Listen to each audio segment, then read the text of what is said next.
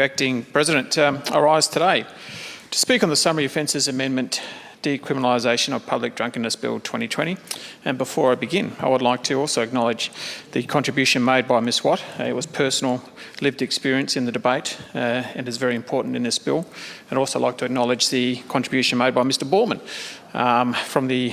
from his experiences as a police officer as well, and just showing that being a police officer is a very tough job indeed. And I also begin by saying that as this is being broadcast, my speech will contain references to a deceased person which may cause distress to Indigenous people. This bill before us comes as a result of a 30-year-old Royal Commission recommendation and the Tenure Day report formulated over the tragic death of an Indigenous Victorian woman. Tanya Day was arrested for being drunk on public transport, and what happened to Miss Day should never happen again, and I send my thoughts to her family who will grieve the loss of their loved one indefinitely. I've lived in remote Indigenous communities in my time as a school teacher in Western Australia, and I know what family means to each and every Indigenous person, something of which I shall talk about later. The government has the right intention with this bill in decriminalising public drunkenness. However, it disappoints me to say that this bill doesn't strike the balance of creating a health issue whilst maintaining public safety. In reviewing this bill, I consider the many situations I was often faced with as a police officer and how reducing the ability for police to respond to the safety and welfare of a drunk person without any alternative will impact the safety of not only that person but also those around them. As such, I cannot support the bill in its current form. This bill goes to the heart of an issue that should have been dealt with in 1991 or 1979 when New South Wales decriminalised public drunkenness. But here we are in 2021 voting on a bill to decriminalise public drunkenness without actually knowing how the government plans to deal with this as a public health issue in practice.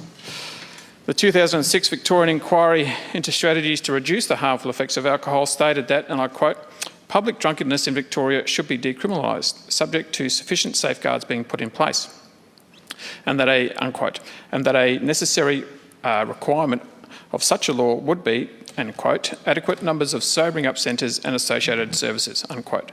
I haven't heard any statement from the government on how many sobering up centres will be needed, where they'll be, what they'll look like, and who will be the responsible organisation taking care of intoxicated persons. Further, the expert reference group, the ERG, from the Day report said that the government should repeal the offence of public drunkenness, but only section 13. So why are sections 14 to 16 being repealed as well? Hopefully that'll be raised in the committee process. Like I've said, we agree that public drunkenness should be decriminalised and should be treated as a health issue, but let's not leave it there. How about we look at improving the lifestyles and health of all Indigenous persons? In fact, in my maiden speech, I spoke of my experiences as a school teacher and my first-hand observations of the impact and frequency of abuse suffered by children, as well as domestic abuse suffered by many families. For those of you in this place who are not aware, this week is Ochre Ribbon Week. I tried to get a ochre ribbon, but I couldn't locate one, which aims to raise awareness on the impacts of family violence in Aboriginal and Torres Strait Islander communities. My time in the central desert of Western Australia, in the Nyadadara lands, and Hansard, you might have to contact me to how to spell that one, has made me become a strong advocate for improved living standards for all Indigenous peoples, and that means those in rural, regional and remote areas across the country. Protesting Indigenous issues should not be confined to metropolitan areas. If we are serious about improving the health, education and lifestyles of Indigenous peoples, then we need to look beyond Bourke Street and start looking further afield, because if you think conditions are bad here for Indigenous people, you ain't seen nothing. By all means, march on the streets of Melbourne and all the capital cities, but don't stop there. Keep marching beyond the back of Bourke. I believe that I'm the only person in this place, and perhaps the other place, who's actually lived within a remote Indigenous community. My 2.5 years of living there, and at times, many times, as the only white fellow in the community, well, you learn a thing or two about Indigenous issues. And although my time there was some time ago, I am disappointed to read and hear that conditions have not improved much since then. The Closing the Gap campaign was launched in 2007, and disappointingly, only 2 of the existing key 4 priorities for reform seem to be on target. And on this, I've read the Worlds Apart policy paper written in January by Jacinta Nambijimba Price, which I encourage you all to read if you haven't already. She states that despite the billions of dollars being spent on Indigenous communities, there has been very little improvement, and even in some remote communities, the situation has regressed. Ms Price goes on to say that conditions in some of these towns are often comparable to third world countries, and having lived there and seen images of third world countries, I can totally agree with that sentiment. Having this in our country of a seemingly prosperous nature should be ringing alarm bells everywhere. The problem is that those alarm bells are going off in so far remote places that nobody hears them, unlike the alarm bells that go off in metropolitan Melbourne when tragedy strikes. Don't let the loud voices of protest in the cities drown out the voices of Indigenous communities in rural, regional and remote areas. As Ms Price sums up in her report, were such conditions to exist in one of our major cities, it would be a national crisis. And don't give me the answer of being a federal issue. This is an issue for all Australians. And as leaders, we need to get creative in our solutions to these issues. I don't have the answers, but I'll keep beating the drum for Indigenous communities that you don't see or those that you don't hear, simply because of their geographical location. Anyway, back to the bill that we have before us. And put simply, this bill takes away something without putting anything in its place to address the issue. With this bill, there was so much that we don't know. We don't know how drunks will get to designated places of safety. We don't know where those places of safety will be, including the trial sites. We don't know what extent police will be involved, including when situations escalate. We don't know what the plans are on occasions of surge capacity like New Year's Eve. We don't know what happens when family or friends don't pick up loved ones from places of safety after being contacted. And we don't know how banning notices will be replaced, if at all, and much more. This bill removes a vital police power and replaces it with no alternative. By all means, decriminalise public drunkenness. In fact, don't wait for another 20-odd months. Do it tomorrow. Strike it out. But replace it with the power to detain and convey to a location or facility that can best deal with a person depending on their demeanour. This could be a home, could be a friend's place, a hospital, or any other health facility, or a police station, should all else fail. There needs to be a process in place that ensures the safety of an intoxicated person. And I know that the 20-odd month time frame allows for these processes to be drawn out, but if that's the case, then why not simply legislate for a trial in the meantime so we get it right before launching the whole bill? It seems the process is a little bit backwards in design.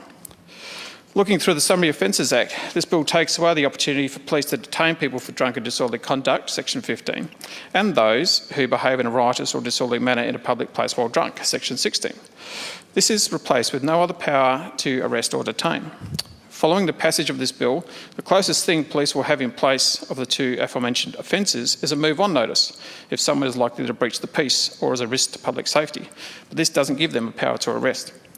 In fact, if the drunk offender comes back to the place you've moved them on from, you can only give them a fine of 5 penalty units. If you think this will be a deterrent to the many drunk people out on a Saturday night, you need to walk a night in the shoes of a police officer.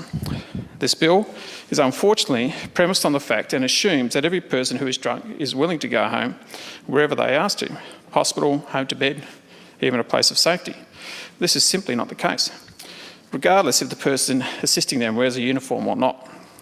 It seems the solution is clear. Repeal Section 13, but make a detention power for situations where police need to take that person to a place until they are safe to be released. Police also need this detention power to move the person until a family, friend, carer signs a waiver or similar and they are handed over. This ensures the drunk person is safe, but also that our police can get back on the beat. In my experience as a ex-VicPol member not that long ago, I believe Ms Terpstra, in her speech, and I stand corrected here, but I believe she spoke about how people that are so drunk and stumbling around and slurring their words, how can they throw a punch? Well, they can. I've been there. I've been on the end of many punches thrown by many drunk people. It does happen.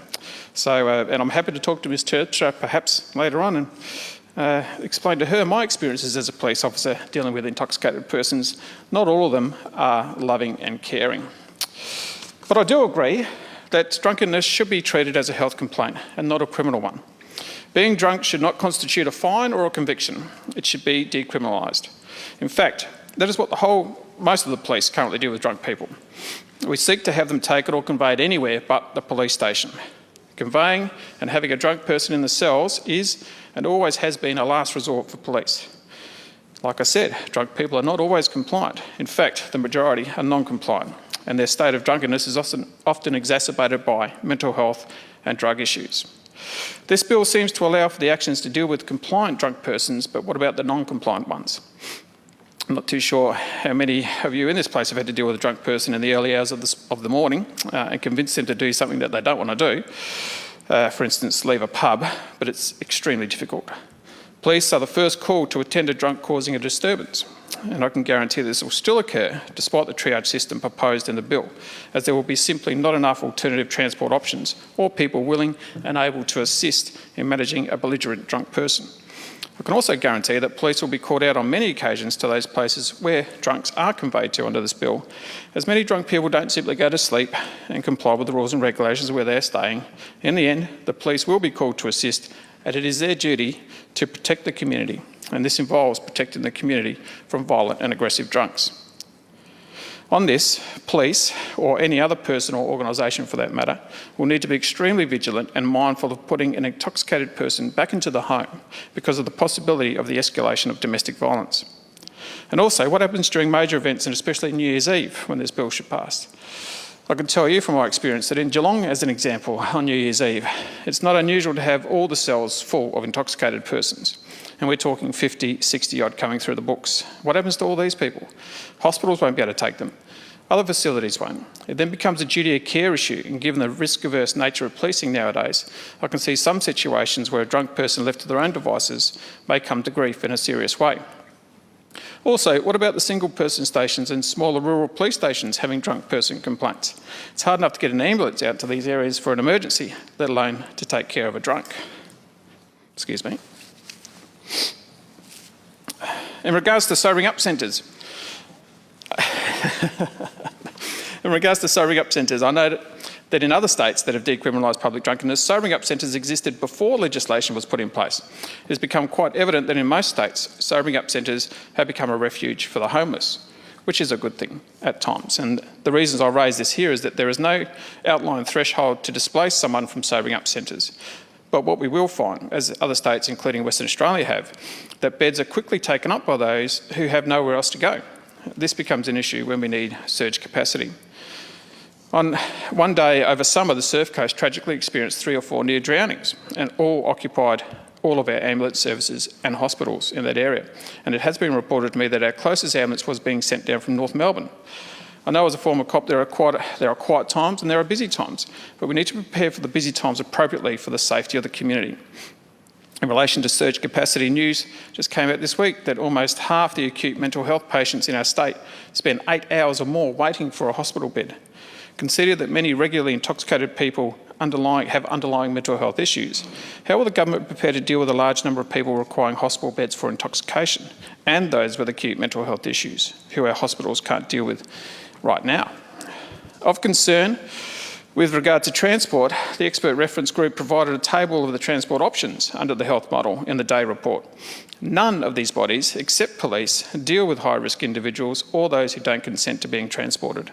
Speaking from experience, this is a large proportion of intoxicated people, like I've said. The police have extensive training in dealing with intoxicated persons, especially as many have underlying mental health issues, like I just said, and drug dependence issues. And are we expecting volunteers or untrained persons at sobering up centres to safely manage these people? I hope not. Taxis and Ubers already, I'm sorry, Rod, for mentioning that name. Taxis already reject drunk people from getting in their taxis. If we're recruiting them to take intoxicated persons and at-risk passengers, are we asking them to assume responsibility for that person? And are they then liable for negligence should that person suffer an injury or worse? For those who may think that this is a bit of a cop-out, Crown Casino submitted the following in their submission at the 2006 Victorian inquiry, and they said they didn't support decriminalising public drunkenness because, and I quote, "in Crown's experience, where a person is intoxicated and unaccompanied by others, it has few alternatives open to it for the removal of drunken patrons other than calling for police assistance. Members of the police force who are on the front line are frequently the only resource occupiers of licensed premises can call upon at any time," unquote. Any licensee who deals with intoxicated persons are constantly juggling between providing a duty of care to that person and maintaining the safety of their patrons. Who else are they going to call with drunks entering their premises? Ghostbusters, perhaps. I've spoke previously about banning notices, and under Section 148B of the Liquor Control Reform Act 1998, a banning notice can be made for up to 72 hours where police, and I quote, have reasonable grounds to suspect that a person is committed or has committed a specific offence in that designated area, unquote. I make the point that without public drunkenness, drunk and disorderly in a public place, or behaving in a riotous manner in a public place, designated as an offence, banning notices for these offences won't be able to be issued. When I was a police officer, the many times of issuing a banning notice, in particular on a weekend, to stop someone from coming back to certain licensed premises or even the CBD, the following night was an incredibly effective way in allowing the police to maintain the power to reduce not only further offences, but also the risks to members of the public when that drunk person didn't comply. So my question is, what happens when with banning notices as a result of this bill? It's a good thing to look at other states when considering this bill and how it may play out in practice. New South Wales decriminalised public drunkenness in 1979, but replaced this with move-on laws, where police members can direct someone to leave a public place and not return for a maximum of 6 hours due to being intoxicated and disorderly. If they return, it's an offence. South Australia, Tasmania and Northern Territory decriminalise public drunkenness, but they can detain a person when there is a welfare concern for that person. Western Australia decriminalised public drunkenness in 2004, but they can detain a person without being charged of an offence if they appear intoxicated in public, without there needing to be a concern for the person's welfare. Interestingly, in 2011, Western Australia started recriminalising public drunkenness, or giving police additional powers to deal with offences by drunk persons. Here, Greg Swenson from the University of Western Australia stated that, and I quote, the tranche of law and order reforms adopted since mid-2004 seem to involve the recriminalisation of the management of public intoxication in WA, which has been justified as necessary to increase the public safety, particularly in the Northbridge nighttime entertainment precinct, by targeting antisocial behaviour attributable to public intoxication, unquote. As I and my staff always do, we've consulted a number of people and listened to the feedback and the sentiment from the Nurses and Midwifery Union, the Salvation Army, to name a few, who all support this bill. My interest lies with the police and the ambulance unions, who have major concerns about aspects of this legislation and who will literally be our front line for any cases of public drunkenness. The intent to decriminalise is not in question. The Police Association has made it very clear to the government that they support decriminalising public drunkenness, but state that this bill does not support police in keeping the community safe. So in summary, Darren Hedges' Justice Party support decriminalising public drunkenness. It needs to be treated as a health issue. However, this bill goes beyond its intention and will limit the ability for the community to be protected. Removing sections 14, 15 and 16, which pose threats to the safety of others, is a dangerous move without anything, including detaining powers, to replace it with. Without any information about how this law will work in practice, we cannot support the bill in its current form. Thank you. Thank you, Mr Talamas. It is with pleasure that I rise to make a contribution in support of the Summary Offences Amendment Decriminalisation of Public Drunkenness Bill 2020. And I acknowledge the traditional owners of the land on which we meet today and pay my respects to their elders, past,